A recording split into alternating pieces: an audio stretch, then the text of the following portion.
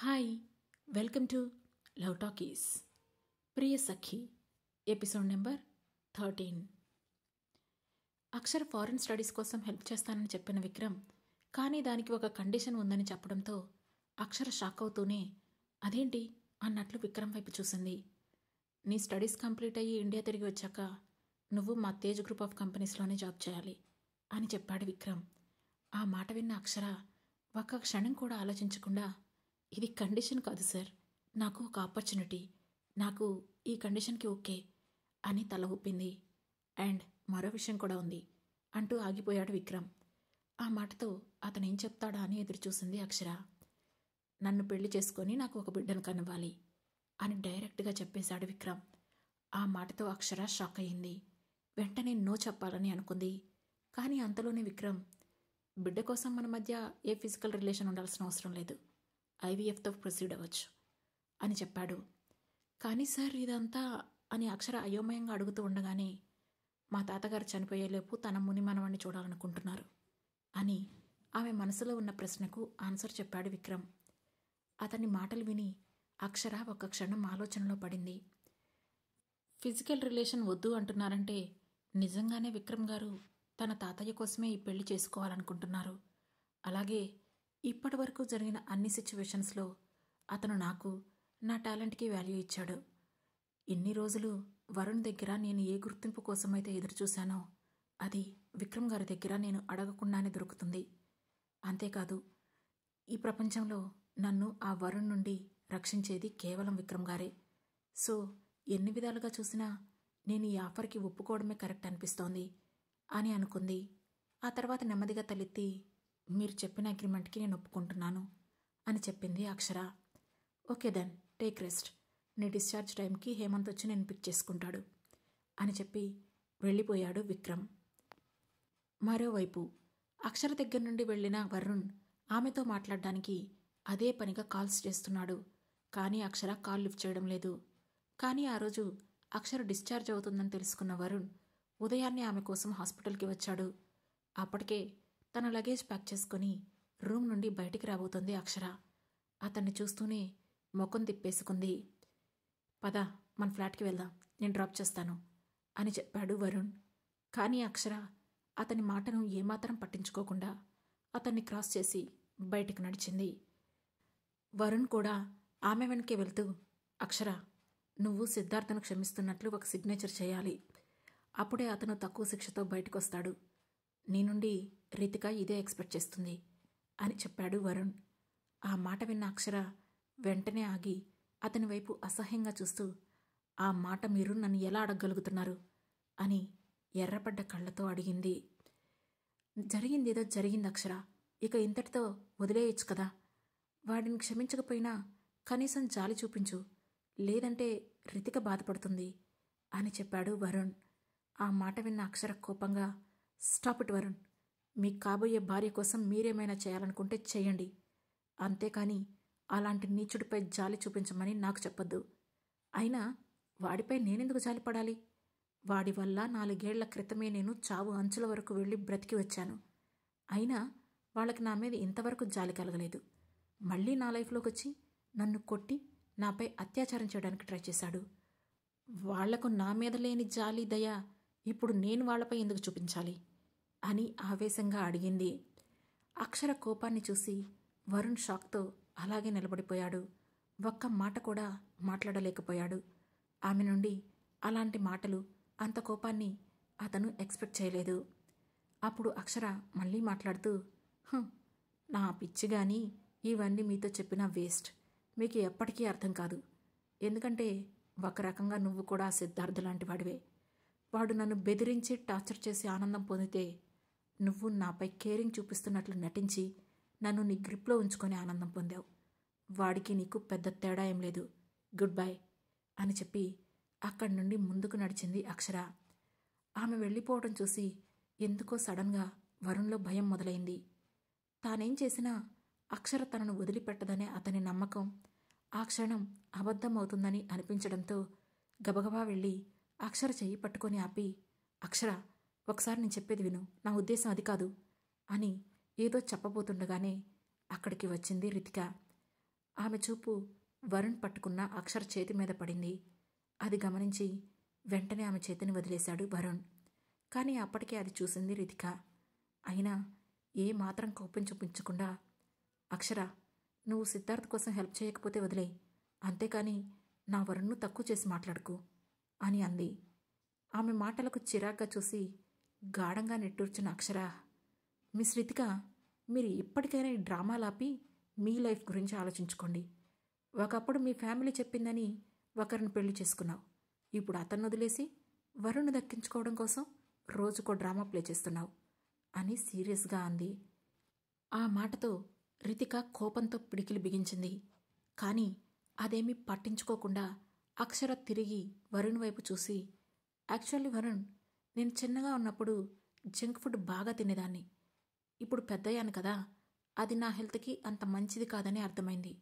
So ఇప్పుడు నాకు ఆ జంక్ అంటే అస్సలు ఇష్టం లేదు అని చెప్పి చిన్నగా నవ్వి, నేను చెప్పింది మీకు అర్థమవుతుందనుకుంటా అంటూ రితిక వైపు చూసి హేళనగా నవ్వింది. దాంతో ఇక కోపాన్ని కంట్రోల్ చేసుకోలేకపోయిన రితిక, హౌ డేర్ యూ, వరుణ్ను జంక్ అంటావా అంటూ అక్షర్ను కొట్టడానికి చెయ్యి పైకెత్తింది. సరిగ్గా అప్పుడే అక్షర మేడం అంటూ పిలిచాడు ఓ వ్యక్తి. దాంతో ముగ్గురు అటుగా చూశారు. అక్కడ నిలబడి ఉన్నాడు విక్రమ్ అసిస్టెంట్ హేమంత్. అతన్ని చూసి నుదురు చిట్లించాడు వరుణ్. అప్పుడు హేమంత్ నేరుగా అక్షర దగ్గరకు వచ్చి, మేడం, మిమ్మల్ని పిక్ చేసుకోమని విక్రమ్ సార్ పంపించారు అని వినయంగా చెప్పాడు. ఆ మాట విని రితిక, వరుణ్ ఇద్దరూ ఆశ్చర్యంగా ఒకరి ముఖాలు ఒకరు చూసుకున్నారు. వెంటనే పైకెత్తిన తన చేతిని కిందకు దించింది రితిక. అది గమనించిన అక్షర నవ్వుతూ, సో ద గ్రేట్ రితిక కూడా భయపడుతుంది అని వెటకారంగా అంది. ఇంతలో వరుణ్ తన ఫోర్ హెడ్పై చిన్నగా రుద్దుకుంటూ, అక్షర, ఇక ఆపు. ఆ విక్రమ్ నీకు ఈరోజు హెల్ప్ చేయొచ్చు, కానీ లైఫ్ లాంగ్ అతను నీకు తోడుగా ఉండడు. పైగా అతనేమి నీపై ప్రేమతో హెల్ప్ చేయడం లేదు. ఖచ్చితంగా అతని మనసులో వేరే ఏదో ఉద్దేశం ఉంటుంది అని చెప్పాడు. ఆ మాటలకు అక్షర నవ్వి, పచ్చకామర్ల వాడికి లోకమంతా పచ్చగానే కనిపిస్తుందట. అందుకే మీకు విక్రమ్ గారు కూడా అలాగే కనిపిస్తున్నారు. అండ్ మోరోవర్, నాకెవరూ లైఫ్ లాంగ్ తోడుగా ఉండరని నాకు కూడా తెలుసు. నువ్వు చెప్పాల్సిన అవసరం లేదు అని విసురుగా చెప్పి హేమంత్తో కలిసి అక్కడి నుంచి వెళ్ళిపోయింది అక్షర. వెళుతున్న ఆమెను చూస్తూ కోపంగా పిడికిలి బిగించాడు వరుణ్. కాసేపటికి అక్షరను తీసుకెళ్లి విక్రమ్ ఇంటి దగ్గర డ్రాప్ చేశాడు హేమంత్. ఇంటి డోర్ ఓపెన్ చేసిన రేవతి చిరునవ్వుతో, రండి మేడం, ఎలా ఉన్నారు అని నవ్వుతూ పలకరించింది. బావున్నాను అని చిన్నగా చెప్పి నవ్వుతూ లోపలికి వెళ్ళింది అక్షర. కూర్చోండి మేడం అంటూ అక్షరకు సోఫా చూపించి వెళ్ళి ఆమె కోసం వాటర్ తెచ్చి ఇచ్చింది రేవతి. అప్పుడు అక్కడికి వచ్చిన Hemanth, madam, Vikram sir Hong Kong వెళ్ళారు. తిరిగి రావడానికి కొంచెం టైం పట్టచ్చు. సార్ వచ్చే వరకు మీరు ఇక్కడే ఉండొచ్చని చెప్పారు. అలాగే ఒకసారి ఈ అగ్రిమెంట్ కూడా చూసి మీ సిగ్నేచర్ చేయండి అని చెప్పి కొన్ని పేపర్స్ను అక్షర ముందు పెట్టాడు. అక్షర ఆ పేపర్స్ తీసుకొని చదివింది. అందులో తేజ్ ఫ్యామిలీకి ఒక బిడ్డను కనివ్వాలనే ఒక్క ప్రొవిజన్ తప్ప మిగతావన్నీ అంత ఇబ్బందిగా ఏం లేవు. అందులో మెయిన్గా తాతయ్య గారితో ఎక్కువ టైం స్పెండ్ చేయాలని, అలాగే ఫారెన్లో చదువుకునేటప్పుడు కూడా ఖచ్చితంగా తన తాతయ్యతో కాల్స్ మాట్లాడుతూ ఉండాలని ఉంది. అదంతా చూసి, విక్రమ్ గారికి వాళ్ళ తాతయ్య గారంటే చాలా ఇష్టం అనుకుంటా అని చిన్న స్మైల్తో అంది అక్షర. అవును మేడం, విక్రమ్ సార్ చిన్నప్పుడే ఆయన పేరెంట్స్ ఇద్దరు చనిపోయారు. అందుకే విక్రమ్ సార్ని సూర్యప్రతాప్ గారే చిన్నప్పటి నుంచి గారాబంగా పెంచారు అని చెప్పాడు హేమంత్. అని చిన్నగా నవ్వింది అక్షర. అలాగే ఇంకో ముఖ్యమైన విషయం మేడం, ఈ పెళ్లి గురించి కేవలం సూర్యప్రతాప్ సార్కి తప్ప ఇంకెవరికీ తెలియాల్సిన అవసరం కూడా లేదు అని చెప్పాడు హేమంత్. సరే అన్నట్లు తలూపింది అక్షర. ఇంకా మీరేమైనా కండిషన్స్ చెప్పాలనుకుంటే నిర్మోహమాటంగా చెప్పండి మేడం. నేను విక్రమ్ సార్కి చెప్పి వాటిని ఈ అగ్రిమెంట్లో ఎంటర్ చేస్తాను అని చెప్పాడు హేమంత్. ఆ మాటకు అర్థం కానట్లుగా చూసింది అక్షర. ఎందుకంటే ఆల్రెడీ ఆ అగ్రిమెంట్లో అన్నీ అక్షరకు అనుకూలంగానే ఉన్నాయి. అంతేకాకుండా డివోర్స్ తర్వాత కూడా ప్రస్తుతం అక్షర ఉన్న విల్లా, ఆ తర్వాత ఆమెకు నెల నెల ఇన్కమ్ వచ్చేలా తేజ్ గ్రూప్ నుంచి కొన్ని షేర్స్, 30 కోట్ల అమౌంట్ కూడా ఆమెకి ఇస్తున్నట్లుంది. అందుకే ఆమెకు ఇంకేం అడగాలో అర్థం కాలేదు. ఆమె ఎక్స్ప్రెషన్ చూసిన హేమంత్, అంటే నా ఉద్దేశం మీకు ఇంకా ఇల్లు, కారు, డబ్బు ఇలాంటివి ఏమైనా కావాలంటే అడగొచ్చు మేడం అని చెప్పాడు. ఆ మాటకు అక్షర నవ్వి, హేమంత్ గారు, మీ సీఈఓ సార్ దగ్గర చాలా డబ్బు ఉన్నట్లుంది అని నవ్వుతూ అంది. మీరు జోక్గా అన్నా అది నిజమే మేడం. అలాగే ఇందులో మీరు డిమాండ్ చేస్తున్నట్లుగా ఫీల్ అవ్వాల్సింది కూడా ఏమీ లేదు. ఒకవేళ ఇప్పుడు విక్రమ్ సార్ నార్మల్గా వేరే ఎవరినైనా పెళ్లి చేసుకొని ఏదైనా కారణాల వల్ల ఆమెతో డివోర్స్ తీసుకున్నా కూడా కంపెన్సేషన్గా సార్ ఇంతకంటే ఎక్కువ ఇవ్వాల్సి ఉంటుంది అని నవ్వుతూ చెప్పాడు హేమంత్.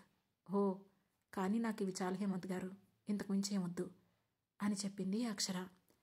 ఓకే మేడం, ఇక మీకు ఏ అభ్యంతరాలు లేకపోతే మీరు సిగ్నేచర్ చేయండి. విక్రమ్ సార్ వచ్చాక మిమ్మల్ని రిజిస్టర్ మ్యారేజ్ చేసుకుంటారు అని చెప్పాడు హేమంత్. సరే అన్నట్లు తలూపింది అక్షర. ఇంతలో, అండ్ ఒకసారి మీరు నాతో రండి మేడం, మీకు కొన్ని విషయాలు చెప్పాలి అని అడిగాడు హేమంత్. దాంతో అక్షర లేచి అతని వెనకే వెళ్ళింది. ఆమెను పై ఫ్లోర్లో ఉన్న ఒక రూమ్కి తీసుకువెళ్ళి అందులో ఉన్న కబోర్డ్స్ ఓపెన్ చేశాడు హేమంత్. వాటి నిండా రకరకాల గోల్డ్ ఆర్నమెంట్స్ నిండిపోయి ఉన్నాయి. వాటిని చూసి అక్షర ఆశ్చర్యపోయింది. మేడం, ఈ రోజు నుండి ఈ ఆర్నమెంట్స్ అన్నీ మీరే యూజ్ చేసుకోవచ్చు. ఇవి చాలా ఎపిక్ ఆర్నమెంట్స్, చాలా వాల్యుబుల్. అండ్ వీటిలో మీకేమైనా నచ్చితే డివోర్స్ అయ్యాక కూడా మీరు వాటిని తీసుకువెళ్ళొచ్చు అని చెప్పాడు హేమంత్. ఆ మాటకు అక్షర చిన్నగా నవ్వి, ఇట్స్ ఓకే, అవసరమైతే చెప్తానులేండి అని అంది. ఓకే మేడం, ఇక మీకు అన్నీ క్లియర్గా అనిపిస్తే సైన్ చేసివ్వండి అని అడిగాడు హేమంత్. సరే అంటూ కిందకి వెళ్ళి అగ్రిమెంట్ పేపర్స్పై సైన్ చేసి హేమంత్కు ఇచ్చింది అక్షర. వాటిని తీసుకొని అక్షరను జాగ్రత్తగా చూసుకోమని రేవతికి చెప్పి అక్కడి నుంచి వెళ్ళిపోయాడు హేమంత్. మరోవైపు అక్షర వెళ్ళిపోయాక కోపంగా పిడికిలు బిగించిన వరుణ్ భుజంపై చెయ్యి వేసిన రితిక, అక్షర వెళ్ళిపోయిందని ఫీల్ అవుతున్నావా వరుణ్ అని అమాయకంగా అడిగింది. ఆ మాటతో ఆమె వైపు కొంచెం ఇబ్బందిగా చూశాడు వరుణ్. ఆహా, అంటే నా ఉద్దేశం మీ ఇద్దరూ నా వల్లే విడిపోయారు కదా అని అంటున్న ఆమె మాటలకు అడ్డొస్తూ, అదేం లేదు రితిక, నువ్వు అసలు అలా ఫీల్ అవ్వకు. తను నా మాట వినడం లేదు, అదే నా కోపం, అంతే అని చెప్పాడు వరుణ్. ఓ ఓకే, కానీ వరుణ్, ఇలాంటి వాళ్లను ఎంతలో ఉంచాలో మనం అంతలోనే ఉంచాలి. నువ్వు తనకి ఎక్కువ లీనియన్స్ ఇచ్చావు, అందుకే నిన్ను కేర్ చేయడం లేదు అని చెప్పింది రితిక. అది నిజమే రితిక, కానీ ఇలా చేస్తున్నందుకు నేను అక్షరకు ఖచ్చితంగా బుద్ధి చెబుతాను అని కోపంగా అన్నాడు వరుణ్. ఆ మాటతో చిన్నగా నవ్వుకున్న రితిక పైకి మాత్రం, నువ్వు బుద్ధి చెప్పడం సంగతి అటుంచితే ఆ అక్షర ఆ విక్రమ్ను నమ్మి అతనితో వెళ్ళింది కదా, అతను అక్షరనేమైనా చేస్తాడేమోనని నాకు భయంగా ఉంది. ఎంతైనా తను నీ అసిస్టెంట్గా చాలా రోజులు నీకు హెల్ప్ చేసింది కదా, తనకేదైనా అయితే నాకు బాధగా ఉంటుంది అని బాధగా ముఖం పెట్టి చెప్పింది రితిక. ఖచ్చితంగా తను ఆ అక్షరను చాలా ఇబ్బంది పడతాడు. ఆ విక్రమ్ గురించి నాకు బాగా తెలుసు, ప్రతిదీ బిజినెస్ మైండ్తోనే చూస్తాడు. సో ఏదో ఒక డీల్ లేకుండా ఆ అక్షరను ఎంత త్వరగా దగ్గరకు తరించి ఇంటికి తీసుకువెళ్ళడు అని చెప్పాడు విక్రమ్. బట్ అక్షర వెనక ఆ విక్రమ్ ఉన్నంత వరకు నేను ఈ కేసు నుంచి పూర్తిగా బయటికి రాలేను వరుణ్. ఇప్పటికే ఈ కేసులో విక్రమ్ ఇన్వాల్వ్ అయ్యాడని తెలిసి సిద్ధార్థ్కి ఎవరు బెయిల్ కూడా ఇవ్వడం లేదు అని కన్నీళ్లు తుడుచుకుంటూ అంది రితిక. నువ్వు ఫీల్ అవ్వకు రితిక, నీకేం ప్రాబ్లం రాకుండా నేను చూసుకుంటాను కదా అని చెప్పాడు వరుణ్. మరి సిద్ధార్థ్ సంగతి ఏంటి అని అడిగింది రితిక. ఆ మాటకు చిరాకు పడుతూ, రితిక, జరిగిన దానిలో నీ తప్పేమీ లేదు కనుక నిన్ను సేవ్ చేయడానికి నేనేమైనా చేస్తాను, కానీ సిద్ధార్థ్ అలా కాదు, అక్షరపై అత్యాచారం చేయబోయాడు, అతను బయటికి రావడం కష్టం అని చెప్పాడు. దాంతో రితిక ఇన్నోసెంట్గా ఫేస్ పెట్టి, అంటే ఇక నా తమ్ముణ్ణి అలా వదిలేయమంటావా వరుణ్ అని కళ్ళలో నీళ్లతో అడిగింది. ఆమె కన్నీళ్లు చూసి అప్పటి వరకు ఉన్న విసుగును పక్కకు పెట్టేసి, ఓకే రితిక, డోంట్ క్రై, నీకోసం నేను ఏదో ఒకటి చేస్తాను, కానీ ఏం చేయాలన్నా అక్షర మనకు ఒంటరిగా దొరకాలి. తను ఒక్కసారి నాకు ఒంటరిగా దొరికితే చాలు, నా మాటలతోనే తనని మార్చేస్తాను అని కాన్ఫిడెంట్గా చెప్పాడు వరుణ్. అయితే తనను ఎలాగైనా ఆ విక్రమ్ ఇంటి నుండి బయటికి రప్పించాలి, దానికోసం నా దగ్గర ఒక ప్లాన్ ఉంది అని చెప్పింది రితిక. ఏంటది అని అడిగాడు వరుణ్. తర్వాత చెప్తాను, ముందు ఇక్కడి నుంచి వెళ్దాం పదా అంటూ వరుణ్ చెయ్యి పట్టుకొని లాక్కెళ్ళింది రితిక. మరోవైపు తన రూమ్కి వెళ్ళిన అక్షర ఫ్రెష్ అయ్యి బయటికి వచ్చింది. రేవతి కిచెన్లో వర్క్ చేస్తుంటే బోర్ కొడుతుందని ఆ విల్లా మొత్తం ఒక రౌండ్ తిరిగి వచ్చింది. ఇంతలో ఆమె మొబైల్ రింగ్ అవడంతో తీసి చూసింది అక్షర. విక్రమ్ నుండి వీడియో కాల్ వస్తూ ఉండడంతో కాల్ లిఫ్ట్ చేసి, హలో విక్రమ్ గారు అని అంది అక్షర. హేమంత్ అన్ని డీటెయిల్స్ చెప్పాడా అని డైరెక్ట్గా అడిగాడు విక్రమ్. చెప్పారు విక్రమ్ గారు అని కంగారుగా అంది అక్షర. అంత ఫార్మాలిటీస్ ఏం అవసరం లేదు, ఎవరూ లేనప్పుడు నన్ను విక్రమ్ అని పిలవచ్చు అని క్యాజువల్గా నవ్వుతూ చెప్పాడు విక్రమ్. ఆ నవ్వు చూసి ఒక్క క్షణం షాక్ అయ్యింది అక్షర. మామూలుగానే గ్రీక్ వీరుడిలా ఉండే అతను నవ్వుతుంటే మరింత సమ్మోహనంగా అనిపించాడు. కానీ సడన్గా ఎవరో అపరిచిత వ్యక్తిని చూస్తున్న ఫీలింగ్ కూడా అనిపించింది. అప్పటి వరకు అతన్ని సీరియస్గా చూడటమే తప్ప నవ్వుతూ చూడడం అదే మొదటిసారి. కానీ వెంటనే తేరుకొని సరే అని తలూపింది. ఓకే, నెక్స్ట్ వీక్ నేను తిరిగి ఇండియా వస్తాను, అప్పుడే మనం రిజిస్టర్ మ్యారేజ్ చేసుకుందాం అని చెప్పాడు విక్రమ్. ఓకే అని అంది అక్షర. ఆ నెక్స్ట్ మనిద్దరం కలిసి తాతయ్య గారిని చూడటానికి వెళ్ళాలి. ఆ తర్వాత నువ్వు ఫారెన్ యూనివర్సిటీకి వెళ్ళి నీ స్టడీస్ కంటిన్యూ చేయొచ్చు. ఇక మిగిలిన వాటి విషయానికి వస్తే అంటూ ఏదో చెప్పబోయిన విక్రమ్ ఒక క్షణం ఆలోచించి, ఇంకేమైనా ఉంటే తర్వాత చెప్తానులే అని అన్నాడు. ఓకే అని తలూపింది అక్షర. అండ్ ఇంకో విషయం, ఫారెన్ యూనివర్సిటీలో నీకోసం ఒక సీట్ బుక్ చేశాను. నీ థీసిస్ చూసిన ప్రొఫెసర్ నిన్ను చాలా మెచ్చుకున్నారు, నిన్ను జాయిన్ చేసుకోవడానికి డిసైడ్ అయ్యారు అని చెప్పాడు విక్రమ్. ఆ మాట విన్న అక్షర సంతోషంగా, థ్యాంక్ యూ విక్రమ్ గారు, సారీ విక్రమ్ అని తడబడుతూ చెప్పింది అక్షర. ఆమె సంతోషం చూసి విక్రమ్ కూడా చిన్నగా నవ్వి, ఓకే అక్షర, నువ్వు ఈరోజు డిశ్చార్జ్ అయ్యావు కదా, రెస్ట్ తీసుకో, ఇంకా దేని గురించి నువ్వు టెన్షన్ పడాల్సిన అవసరం లేదు, మా లాయర్స్ ఆ సిద్ధార్థ్ సంగతి కూడా చూసుకుంటారు అని చెప్పాడు విక్రమ్. ఓకే విక్రమ్, థ్యాంక్స్ అని మనస్ఫూర్తిగా కృతజ్ఞతలు చెప్పింది అక్షర. ఓకే, నువ్వు నాతో ఇంకేమైనా చెప్పాలనుకుంటున్నావా అని అడిగాడు విక్రమ్. ఆ మాటతో ఒక క్షణం సంకోచించిన అక్షర, విక్రమ్, నేను పెరిగిన ఆశ్రమం ఒక పాత బిల్డింగ్, దాన్ని డిస్ట్రాయ్ చేయమని గవర్నమెంట్ ఆర్డర్స్ పాస్ చేసింది.